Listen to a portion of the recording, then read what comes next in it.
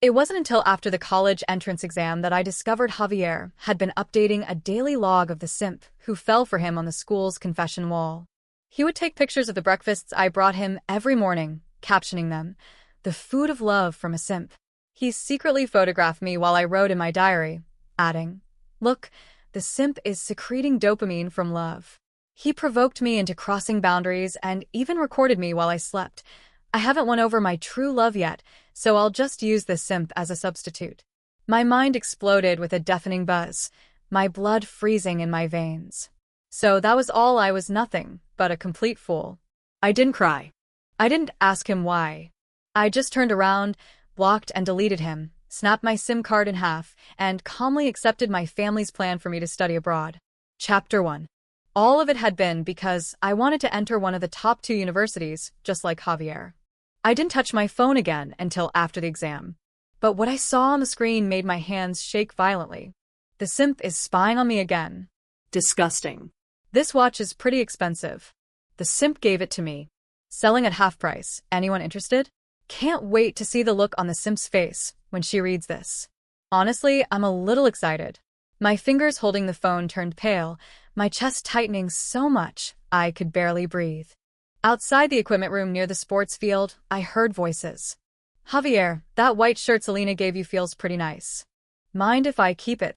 Javier kicked a stone in annoyance. A cheap gift from a simp goes straight in the trash. Not even worth giving to someone else. Buy your own. Another chimed in. "Selena's smart, kind of elegant even. And she treats you so well. Did you really never feel anything for her?" Javier's voice turned icy cold. "She's plain-faced and stiff as a board in bed. How could I ever like someone like that?" Then came another question. "Oh, right, the homeroom teacher gave the phones back today.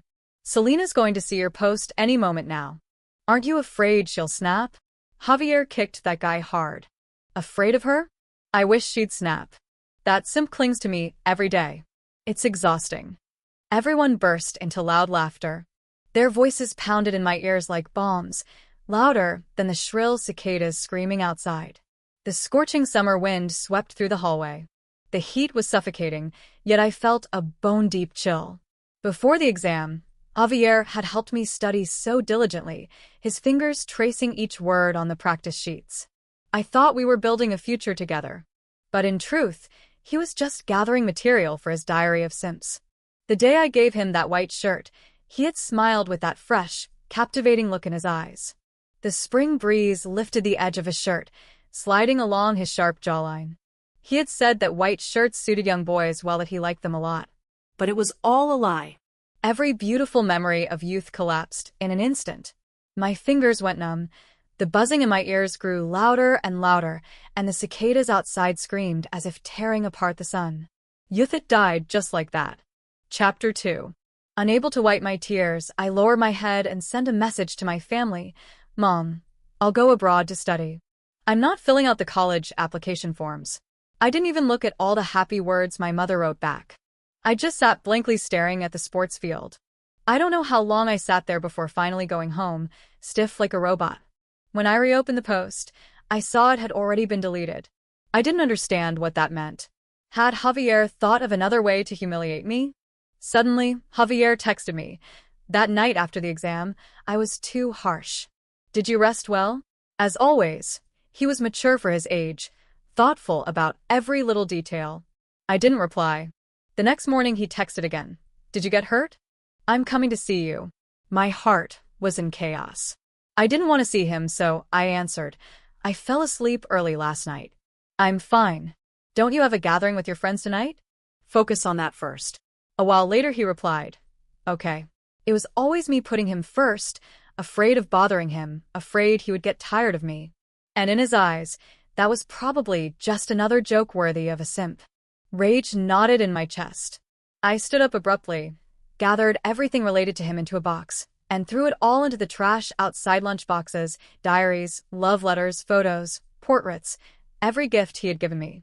Each of those objects was filled with my teenage secrets, and now each one was nothing more than another piece of mockery in his diary of simps. My eyes burned, and my heart felt as though 1,000 needles were piercing it.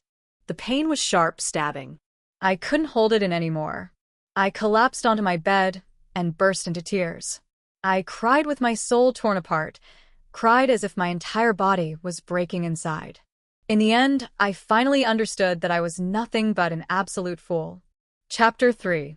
My mother moved quickly. The overseas study agency moved even faster.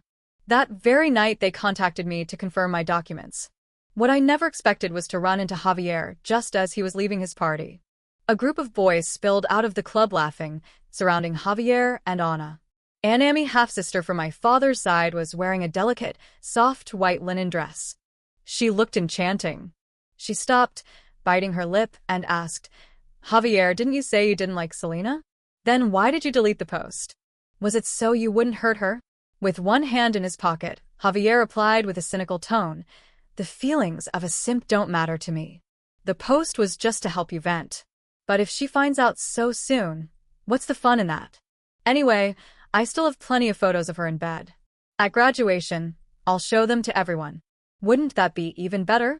Ana pressed her lips together. "Do you really not like Selena?" Javier let out a mocking laugh. "Even if I liked a dog, I would never like her." My heart felt as though it had been struck with an iron fist. My whole chest ached. So to him, I was worth less than a dog.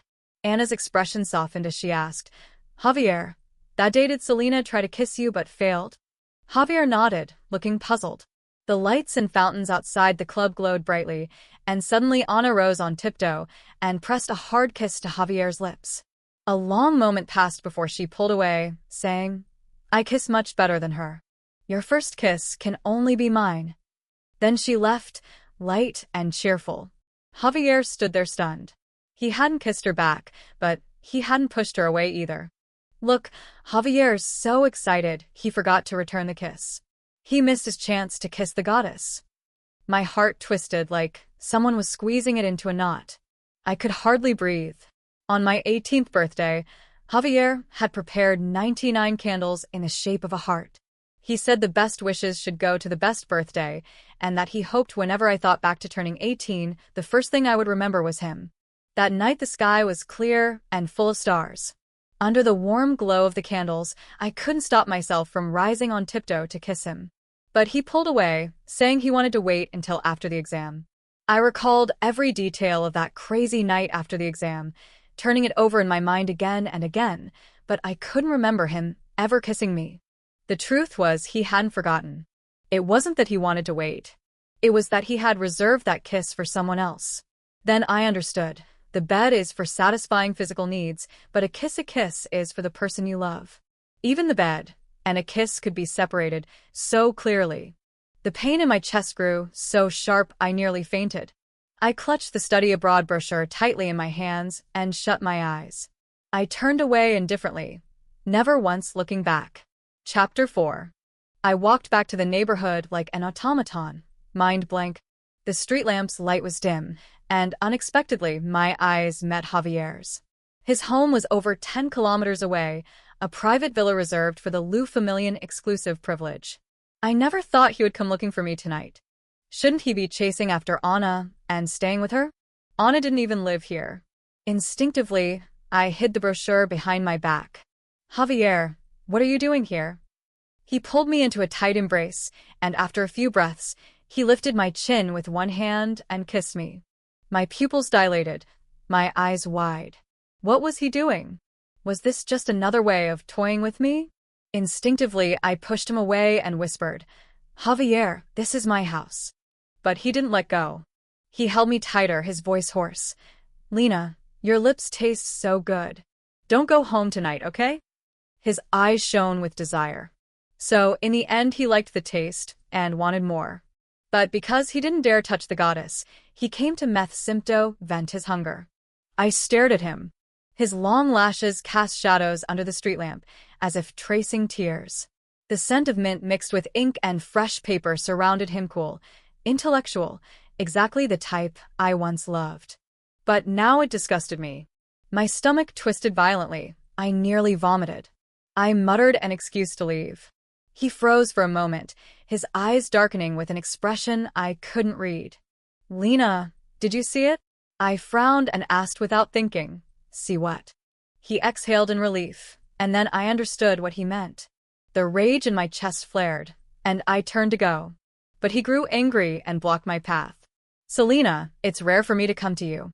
Why the hell are you upset? I didn't want to talk to him at all, so I ignored him. He gave a sarcastic laugh but softened his tone. All right, it's my fault. I shouldn't have kissed you here in front of your house. If your mom sees us, just tell her we're together. She likes me anyway, doesn't she? I took a deep breath and answered patiently. I don't feel well. I just want to sleep. With a generous expression, he stepped aside. Fine, go ahead. You'll never escape the palm of my hand anyway. But just as I turned, he grabbed my wrist sharply, his frown cold. Lena, what are you carrying? Is that a study abroad brochure? Chapter 5. I gripped the brochure tightly in my hand. Suddenly my phone buzzed with a notification message from the school system. I lowered my head to read it, but Javier snatched the phone away. He was about to unlock it but suddenly stopped short. I forgot that already. He cut himself off. I frowned, my voice cold. Already what? Javier gave an awkward smile. Nothing, I was mistaken. He thought I hadn't seen the post, so he pretended as if nothing had happened. The pain in my stomach worsened. He handed the phone back and patted my head like he always did when walking me home. It was my fault. Go on, get some rest. His voice was gentle, like a caring boyfriend. I wanted to scream, Javier, how can you act so well? But the cramps in my stomach left me too weak to speak. I said nothing, turned, and went upstairs. At home, I curled up on the bed clutching my stomach. I couldn't stop the tears from soaking the sheets. How could he play with me like this just for Anna? Anna's mother had seduced my father when my mother was pregnant, leading to their divorce. Then they dared to spread rumors that my mother was the mistress, claiming I was the illegitimate child. Since childhood, Anna had made my life hell. She always rallied others to bully me, putting excrement in my backpack, ambushing me after class to beat me, or spreading that I was nothing but a street girl. In the end, my mother had to transfer me to another school. I thought at last I could breathe, focus on my studies. But no. The only boy I ever liked Anna. And to defend her, he toyed with my feelings, my body, and even exposed me publicly just to humiliate me. How could he do this to me? I buried my head in the pillow, letting my tears drench everything. Please, let it end already. I never want to see him again. Thankfully, my mother had already begun the study abroad process last year. I had several offers from universities. All that remained was applying for the visa and residence permit. Classes would begin in August. In just 50 days, I could leave the city forever and never see Javier again. Chapter 6. For many days in a row, Javier invited me out every single day, and each time I gave him the same excuse that I wasn't feeling well.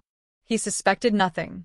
He was always convinced that I couldn't live without him, that Selena would never be able to leave him. Until the day of the graduation ceremony came, and I could no longer avoid seeing him.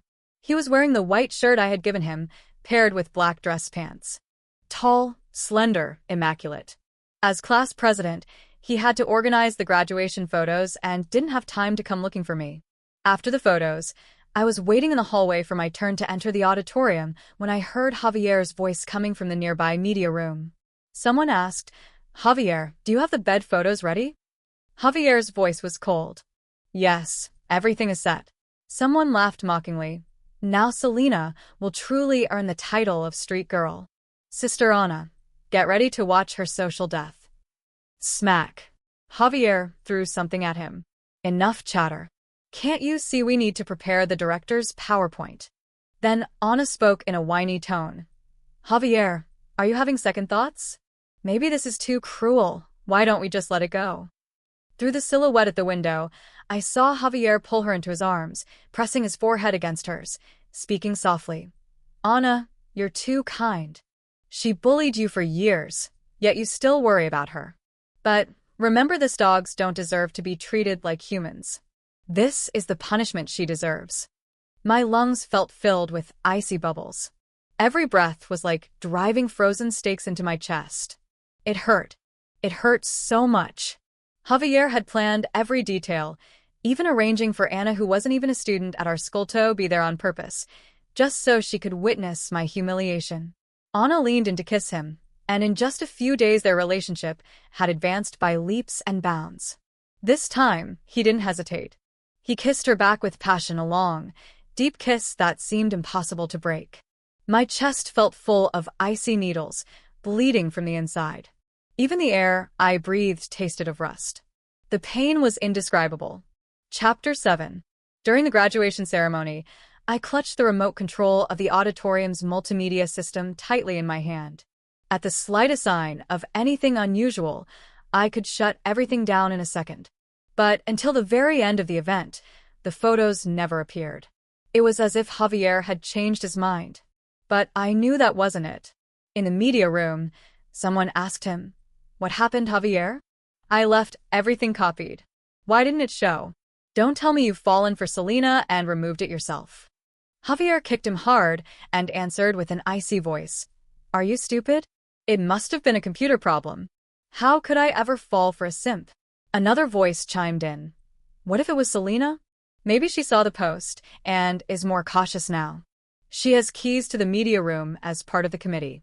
Maybe she erased it herself." Javier immediately denied it. Impossible. I already confirmed she never saw the post. Then he stroked Anna's hair tenderly and whispered, "It failed this time, but I promise I'll find another way to humiliate her." "I swear it." Anna answered sweetly, "It doesn't matter, Javier. You're the best." And again my stomach twisted violently. I ran to the bathroom and vomited nonstop. Since I hadn't eaten breakfast, my stomach was empty. Only bile and gastric acid came out, bitter, sour, unbearable.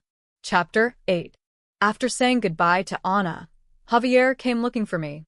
He sighed with relief, his tone almost playful. "Finally, it's all over. Now I can spend time with you." As always, he gently pinched my nose and said with that familiar intimacy, "My little Lena, how many days has it been since we last saw each other?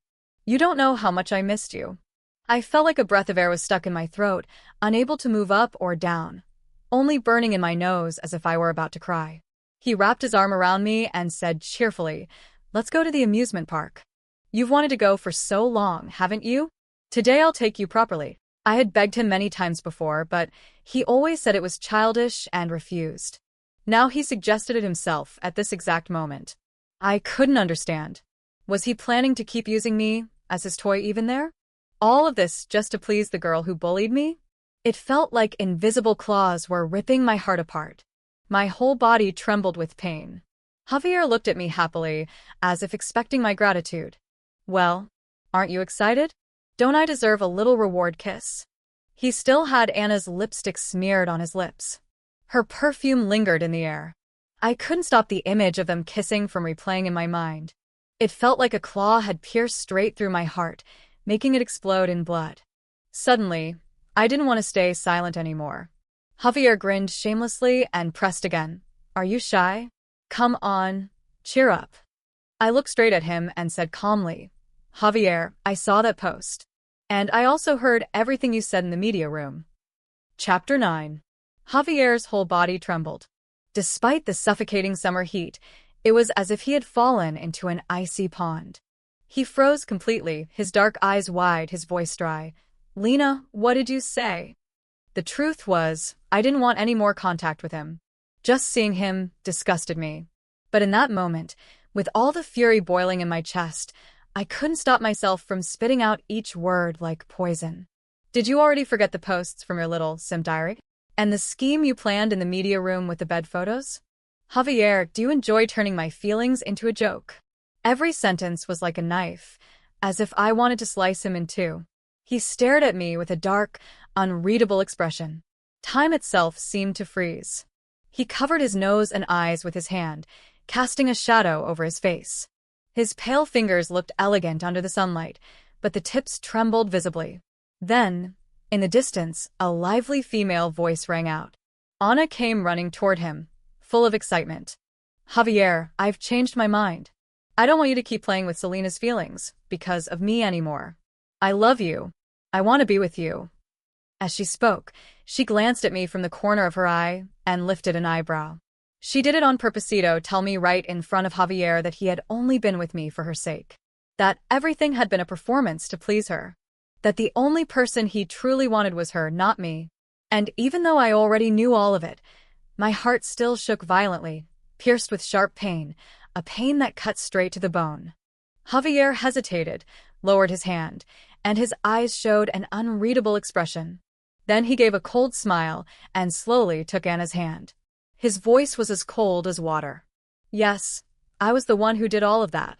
But you know very well what you did to Anna. You made mistakes, and you must pay for them. You have no right to blame me. You have 3 days. If you apologize to Anna, I won't do anything more. We could even apply to the same university together. With that, he turned and walked away holding Anna's hand. I stood there staring at their backs. Suddenly, I let out a bitter laugh, a laugh so sharp it burned my eyes and filled them with tears. Of course, Javier never felt even the slightest guilt toward me. To him, I was nothing more than a tool to win over the girl he truly cared about. From beginning to end, I had never been anything at all. My phone lit up. I lowered my eyes and a tear fell straight onto the screen, soaking it completely. I wiped my face and saw the message from the study abroad agency. Congratulations, Selena. You have secured your place in the residence. Have a good trip. The summer wind blew as I turned to bid farewell to my old school. I walked firmly toward the exit without looking back. Without Javier in my future, I knew I could be happy. Chapter 10. When I returned home, I began planning my journey. But at night, in the quiet hours of my dreams, Javier still appeared, and my heart ached uncontrollably. I couldn't stay in a place so familiar any longer. I needed a completely new city, completely different scenery. In those 2 days of preparation, Javier never contacted me. Until the morning of the 3rd day, when he sent me a curt message. Today is the last day. Don't forget to apologize to Anna. I didn't want to reply. I tossed the phone aside. But just thinking about being falsely accused and ridiculed filled me with fury again. I grabbed the phone and typed angrily. First, I never bullied Anna. Second, it was she who harassed me to the point of forcing me to change schools. And finally, we are finished. Don't ever contact me again. On the other side, the typing indicator blinked for a long time, but no message came through. I thought Javier would finally leave me alone. But that night, he suddenly sent me a video. In it, Javier asked Anna if what I said was true. Anna looked straight into the camera and declared with confidence, Selena has always been good at twisting things. If you don't believe me, ask anyone at our school. She was the one who bullied me. She refuses to apologize and instead wants to manipulate you into scolding me. How can she be so malicious? Of course, Anna had a powerful mother. She had already covered everything up. Even if someone asked, nobody would defend me. They would even help spread the lie that I was the bully. The boys in the group quickly chimed in. That's true. We asked around too. Anna is right. Selena treated her very badly. Javier, I have a friend at Anna's school. He said Selena was expelled for bullying her classmates. Don't let her fool you. My breathing turned ragged, my chest rising and falling violently. I grew pale without realizing it, staring blankly at the screen. In the video, the room fell silent. Everyone stared at Javier holding the phone, their expressions tense. One of them dared to ask, Javier, you look upset. Did we say something we shouldn't have? Anna frowned too. Javier, don't you want us to talk about Selena like this? Are you starting to care about her? A cold laugh came from behind the camera. Javier's voice was like ice. How could I ever care about a bully? A cruel and twisted girl. A knife pierced straight through my chest. Then the camera swung sharply, showing his angular face. His eyes were as dark as his tone, full of contempt. Selena, how dare you lie to me like this? What excuse can you give now? You have 1 day to come and apologize to Anna. If not, forget about going to the same university as me. I froze. It was as if something blocked my entire breath. I couldn't inhale or exhale. Again the same thing. Anna smearing my name, her lackeys supporting her lies, and everyone else believing it without question, repeating the same slanders. And Javier believed them too. He never verified anything. He joined the aggressors, demanding explanations from me as if I were guilty. It was like being dragged back into that scene again, surrounded, insulted for being the daughter of a mistress, branded a street girl. It was as if all the oxygen in my body had vanished. I gasped desperately for air. Javier stroked Anna's head tenderly and said softly, "Anna, I'm sorry you went through this. I promise she will apologize to you. I'll make sure you get justice." The camera lowered, faces out of frame, but Anna's sweet, delighted voice continued, "Javier, I always knew I was the only one you cared about." Even the sound of Anna kissing him was clear. My breathing stopped. My chest filled with invisible sand, heavy, suffocating, drowning me. The video ended, the screen went dark, and with it my entire world collapsed. I lost consciousness completely. Chapter 11. I don't know how much time passed before my mother woke me. "How did you fall asleep so early? You're drenched in sweat." I slowly opened my eyes and saw the phone screen lit again. When I opened it, I found an anonymous email. "Selena, I'm sorry. When you were bullied, no one defended you. No one spoke up for you. I was one of them, and to this day I cannot forgive myself. I feel guilty. I just wanted to apologize and, if possible, ask you to forgive my cowardice." It was from a former classmate. I didn't know who. I immediately replied, "Can you testify for me now?" But on the other side there was only silence. No response ever came. All the strength I had left crumbled completely. It was still the same. Suddenly my nose burned, and tears welled in my eyes. My mother asked with worry, "Did something happen?" The sting in my nose grew unbearable, and the tears overflowed. I threw myself into her arms, sobbing loudly. She simply held me in silence, saying nothing, staying with me until my tears finally ran out. Then she took my hand and led me to the dining room. The food looked delicious, as always, but it tasted like nothing. Suddenly, a notification sounded on my phone. I opened it indifferently. It was another message from Javier. "Do you have anything else to say?" I didn't answer. I just set the phone aside and continued eating. A few minutes later, 2 more messages arrived in quick succession. "Javier again. If you admit your mistake and apologize, you can still be my girlfriend. To err is human, to correct is wise. We can still apply to the same university together." Suddenly I remembered when we had just begun our final year of high school. Javier was at the top of the grade, while I wasn't even in the top 100, far behind him. By then I had already been bringing him breakfast in silence for half a year, until one day he finally spoke to me. With that cold, elegant gaze, he suddenly didn't seem so distant anymore. Over time, he became more kind to me, even offering to help me study. I was so thrilled, I thought my secret love was finally being returned. Shortly before the entrance exam, he told me, "Selena, if you score 700 points, no matter which university you go to, I'll go with you." That night, I couldn't sleep. I thought it was his confession, that he carried me in his heart too. But when I saw his simp diary and checked every entry, every date, I found the truth. The day he first spoke to me, he wrote, "Sims never change." Just by saying a few words, her eyes light up. The day he offered to help me study, he uploaded a secret picture of me writing in my diary with a caption, "Just from spending some time together, she's already releasing dopamine of love." How cheap. The day he promised we'd go to the same university, he wrote, "I told her I'd go to the same university and the simp believed it." How stupid. How disgusting. And every single entry had a like from Anna. I was nothing but a trained dog, performing only to entertain her. I stared at the message on the screen, the hand holding my chopsticks trembling, my mind buzzing. It was all a lie. Javier had used my feelings, manipulated me, only to amuse Anna. Once again, I was treated like a dog, a toy. Without hesitation, I grabbed my phone, opened his profile. Block. Delete. Break the SIM card. Cold, firm, not a trace of hesitation. Chapter 12. 30 days remained before classes started.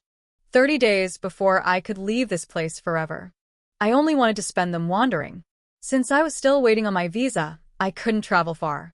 I just escaped to a few nearby cities to relax. Ever since I blocked him, Javier hadn't contacted me again. A few days later, that anonymous emailer wrote to me once more. Only a single word. Sorry. I didn't reply.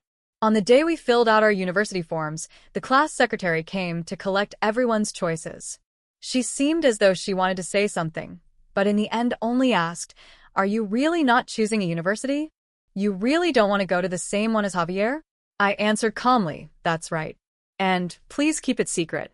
I don't want anyone to know where I'm going." The secretary sighed and sent me a solemn affirmation sticker.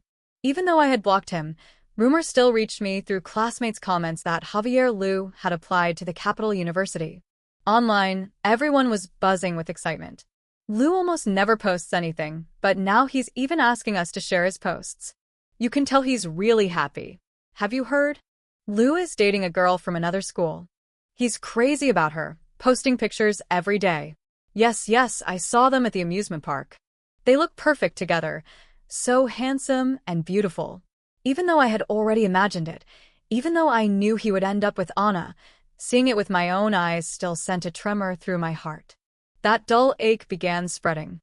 I pressed a hand to my chest and repeated to myself, "This is a normal reaction. It doesn't mean anything. It's nothing. Time will heal everything. One day it will stop hurting."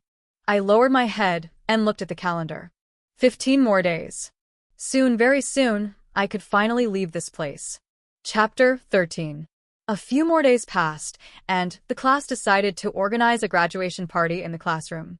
The class secretary contacted me just as I was camping by the lake, asking if I wanted to attend. I thought about it for a moment, but in the end declined. She insisted, "After this, everyone will go their separate ways.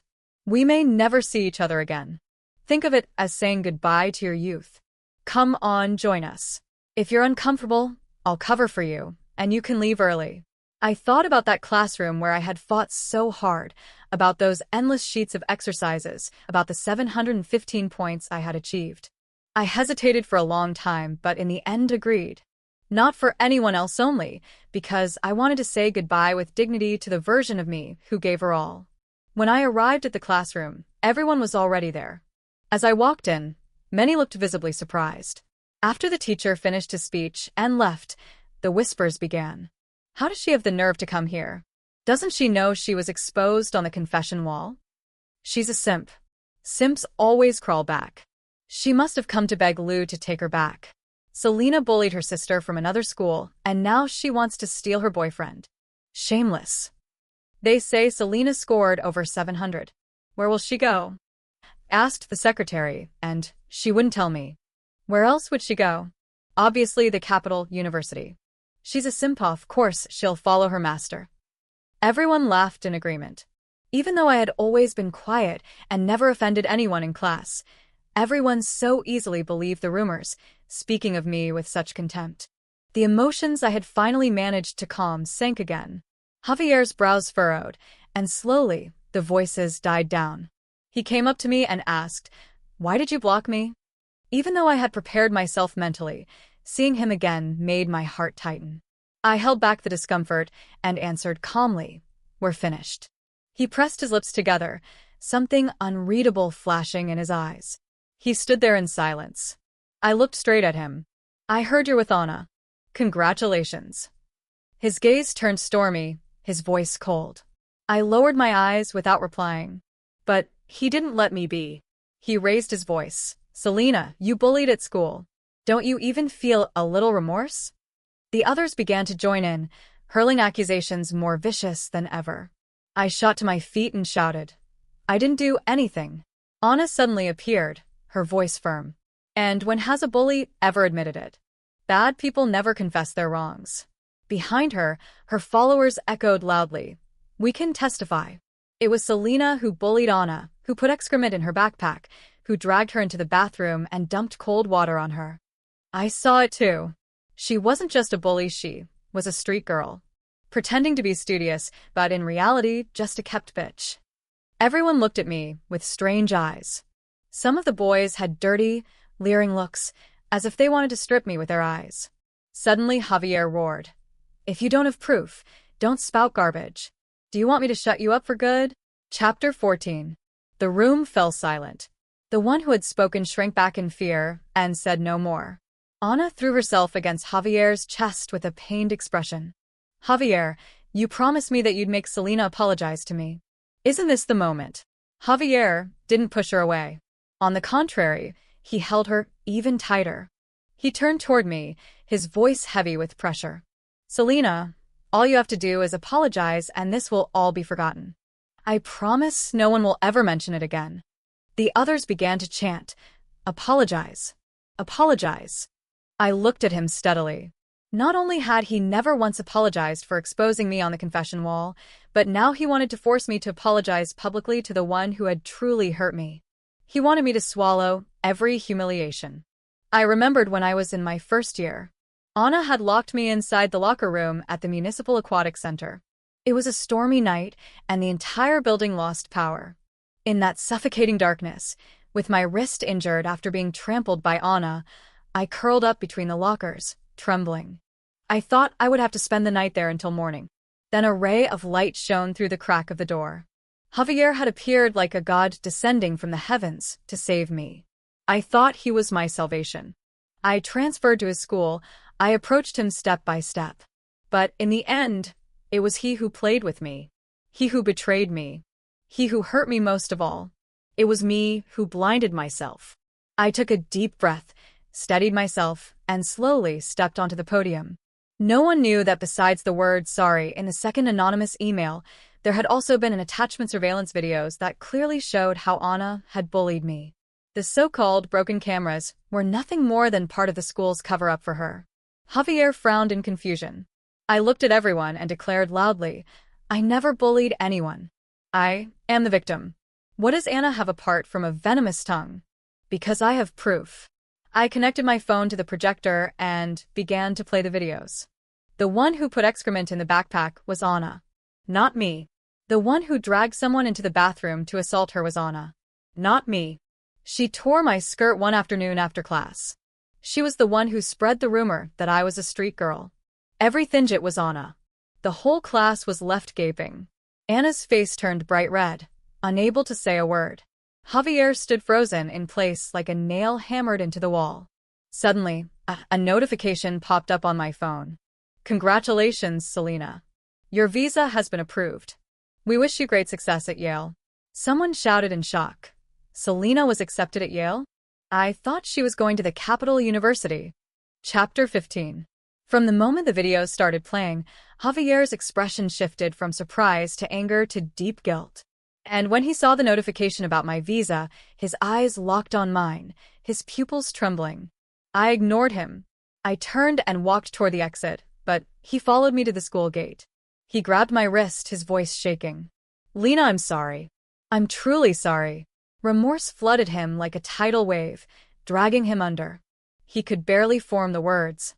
His eyes were red, tears threatening to fall, but he held them back with pride. I tried to pull away. I wanted no more of this. But he gripped me tightly, not letting me move an inch. He took a deep breath and with difficulty managed to speak again. Lena, forgive me. I was wrong about you. I'm truly sorry. I should never have posted that. I should never have toyed with your feelings. His voice broke again. He struggled to calm himself and added, You never did anything wrong. I was the one who hurt you. I'm so sorry. I looked at him calmly, emotionless. I thought that when this moment finally came, when Javier apologized and regretted everything, all the weight I carried would evaporate. I thought I would finally let go completely. But at that moment I realized I had already let go on the day he hurt me beyond repair. Now I felt only peace. I nodded, even smiled softly, as if symbolically. I know. So goodbye, Javier. But he didn't release me. Why didn't you choose the Capital University? You said it was your dream. You promised we'd study together. I frowned slightly, replying with a steady voice. Javier, did you forget? In your Simp Diary post, you said it was all a lie. Javier froze. His hand slowly loosened. In his eyes there was shame, regret, frustration, and fear. I didn't understand why he was afraid. If he didn't love me, why fear losing me? But that was no longer my problem. I stepped away, and as I turned back, I lifted my hand in a small wave. Goodbye, Javier. I wish you a great future. The summer willows were lush and green. The boy in white stood beneath the branches, his gaze dark and unreadable. Forcing a smile with a trace of dignity, he nodded. Same to you. As if making a final decision, he turned and left. I looked one last time at my old school, then walked away, without ever looking back. Chapter 16. In the final days before the start of classes, I went to the police. I handed over all the evidence, unleashing a huge wave of public outrage. Anna became the target of criticism, the entire internet condemning her as a bully. Not even her powerful mother could silence it.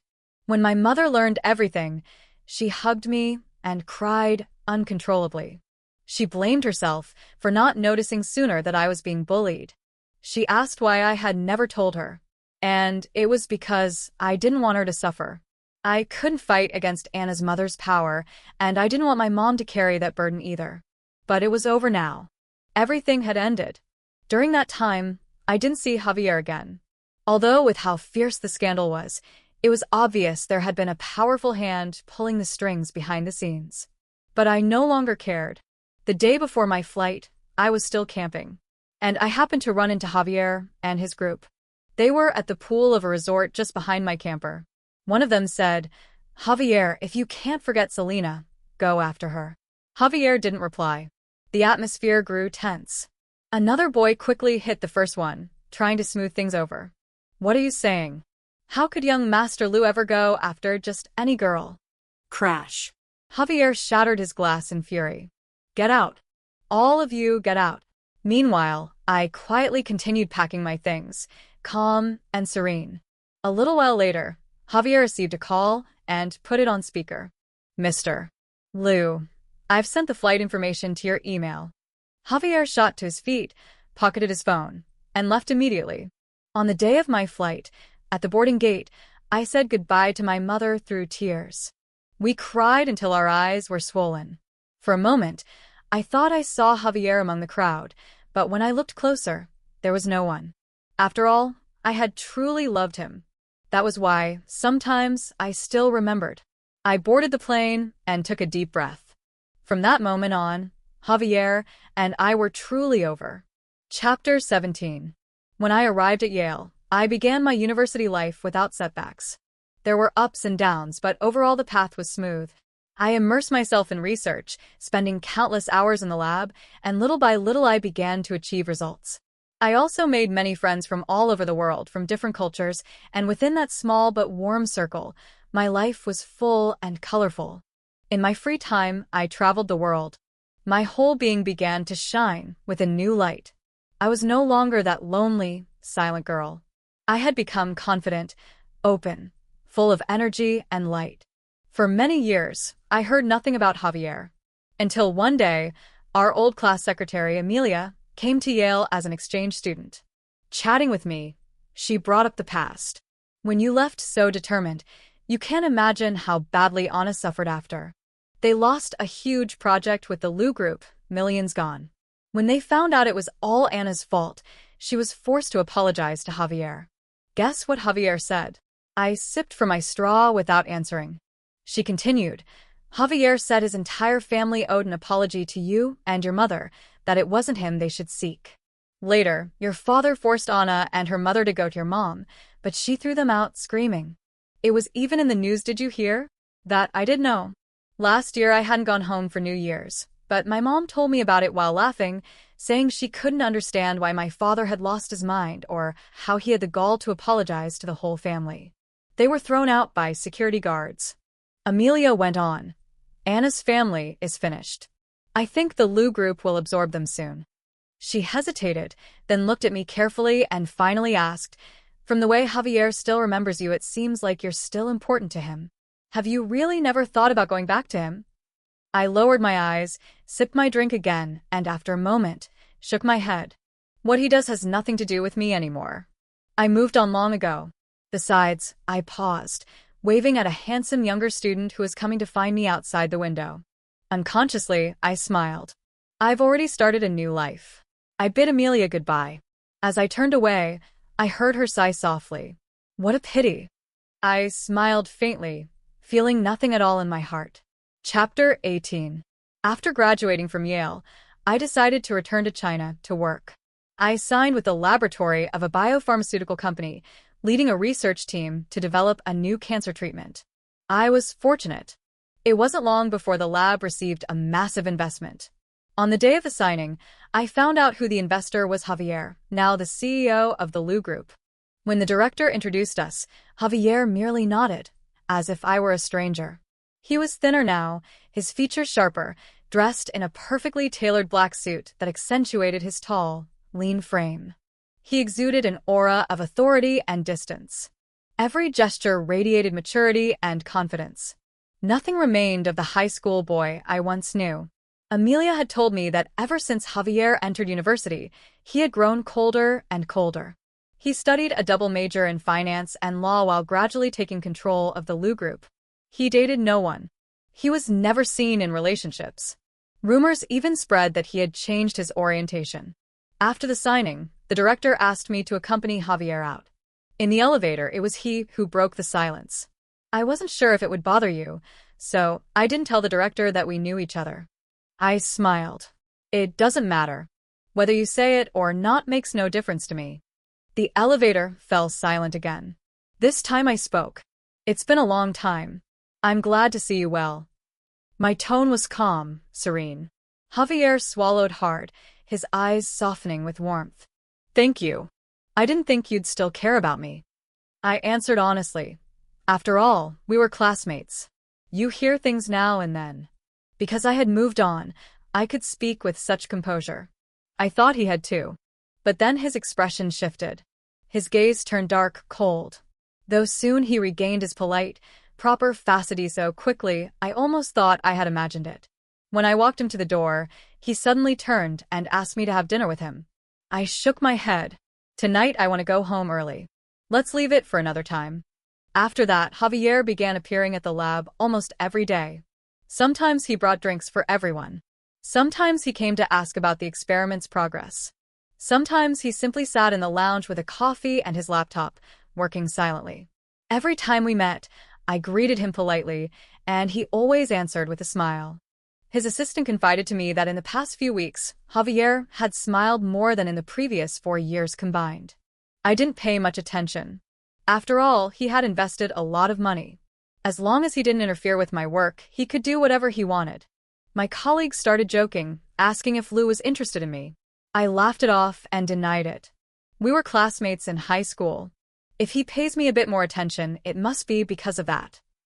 But Javier, who overheard, stiffened, his expression darkening. On Valentine's Day, he invited me to dinner again. Because of the date, I chose to decline him gently. He was afraid he wouldn't be able to control himself and ruin everything. Afraid he would kidnap her that very instant, break her wings, and lock her away forever. But the happiness shining in Selina's eyes was too bright. He remembered that day in high school when he spoke to her for the first time, and her eyes had lit up with excitement brighter even than they were now. His heart ached as if it were being slowly flayed alive. During the newlyweds' toast, Javier lowered his gaze. He stared fixedly at the glass in Selina's hand, lifted his own, clinked it softly against hers, and murmured, "Congratulations." Only he knew that in that moment he was on the verge of shattering his own teeth from the fury he was holding back. At what exact moment had he fallen in love? He remembered the locker room at the pool, the soft sound of her sobs from the women's area, the beam of his flashlight catching her curled-up figure in the storage room. Selina, pale as snow, fragile and proud like a butterfly, had leaned gently against his body, her cheek brushing his. And in that instant, his heart had stopped beating. After the toast, he left in silence. He turned once to look back at the newlyweds perfect together. That should have been him with Selina. At last he could no longer hold back the tears. Hiding in a corner, he wept uncontrollably, unable to stop.